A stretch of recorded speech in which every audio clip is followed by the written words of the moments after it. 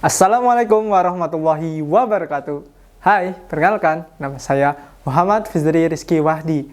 Jika nanti saya menjadi Menteri Pendidikan, hal pertama yang akan saya lakukan adalah meratakan pendidikan di Indonesia.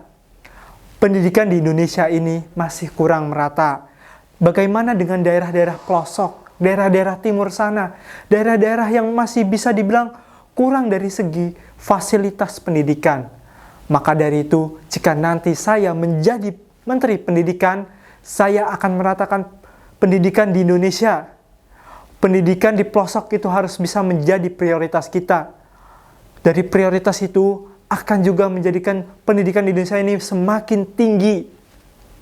Jadi, pemerintah pusat tidak hanya berfokus pada daerah perkotaan saja, akan tetapi kita akan mengalihkan fokus pada daerah-daerah pedesaan, daerah pelosok, atau mungkin daerah-daerah yang masih kurang terjamah dalam segi fasilitas pendidikan. Lalu, apakah setelah itu selesai? Maka saya akan mensejahterakan guru dan menaikkan gaji guru. Gaji guru di Indonesia itu masih tergolong rendah. Bagaimana dengan gaji-gaji guru di luar negeri sana? Gaji guru di luar negeri sana itu bisa dikatakan tinggi. Bahkan jika kita bertanya kepada anak-anak murid lainnya, pasti mereka akan menjawab ingin menjadi seorang presiden, guru, dan lain sebagainya. Tetapi yang memilih menjadi seorang guru itu sangat minim sekali. Padahal menjadi seorang guru adalah sebuah profesi yang sangat mulia. Tapi gaji guru di Indonesia itu masih tergolong sangat rendah. Mungkin untuk guru PNS itu dengan gaji dan tunjangan yang ada mereka cukup. Tapi bagaimana dengan guru swasta atau guru honorer yang bahkan mereka saja menambah pekerjaan di luar jam sekolah. Padahal mereka sama-sama menjadi seorang guru, mereka sama-sama mencerdaskan anak bangsa, tapi mereka sangat berbeda kehidupannya dengan guru-guru PNS. Jadi, jika saya menjadi Menteri Pendidikan, maka saya akan mensejahterakan guru-guru.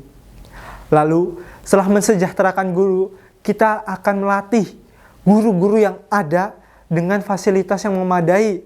Jadi guru akan diberikan pelatihan, pembelajaran yang sesuai dengan perkembangan zaman seperti saat ini. Zaman terus maju, zaman terus dengan teknologi yang ada. Jadi guru diharapkan bisa peka dengan perkembangan zaman yang ada. Guru-guru akan dilatih bagaimana menggunakan teknologi dalam dunia pembelajaran. Lalu setelah itu akan diberikan sebuah pembelajaran atau mungkin materi yang bisa membedakan mana siswa yang dengan minat dan bakatnya ini, mana siswa dengan minat bakatnya yang itu. Jadi siswa itu tidak hanya harus difokuskan pada satu bidang saja, akan tetapi bidang yang memang mereka minati atau mereka sukai. Tidak harus mereka menyukai hal yang harus dipaksakan oleh guru, tapi apa yang mereka minati dan apa yang mereka bisa. Nah, setelah itu saya akan memotong jam pembelajaran. Lalu mengapa saya memilih pemotongan pembelajaran? Apakah efektif pembelajaran dari pagi sampai sore?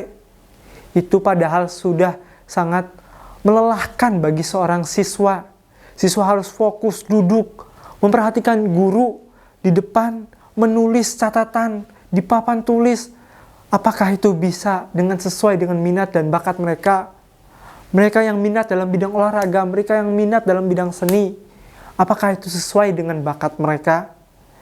Padahal dari jam pagi sampai sore itu pasti sudah sangat melelahkan. Padahal dari sangat yang melelahkan itu akan mengganggu fokus dalam pembelajaran.